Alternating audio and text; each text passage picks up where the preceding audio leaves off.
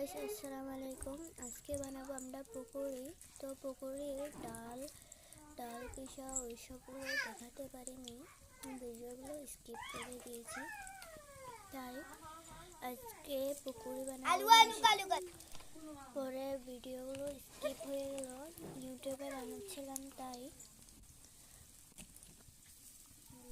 আজকে আসবে আমাদের ঘরে মেহমান, তো আজকে আমরা বানাচ্ছি পকোড়ি।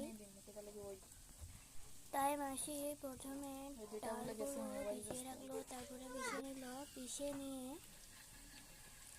মরিচ, পেঁয়াজ, মশলা আর দিয়ে মেখে এভাবে কড়াইতে দিয়ে কিছুক্ষণ ভাজতে তারপরে নেড়ে চেড়ে নেব পুরা লাল যতটুকু হয় না।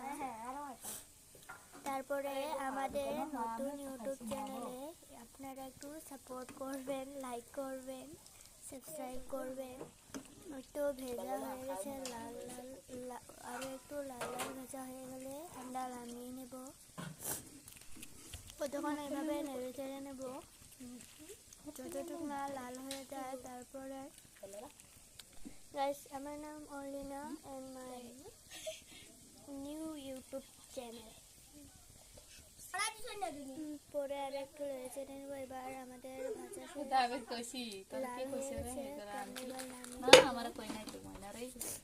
আমরা আগে থেকেও কিছু ভেজে রেখেছিলাম,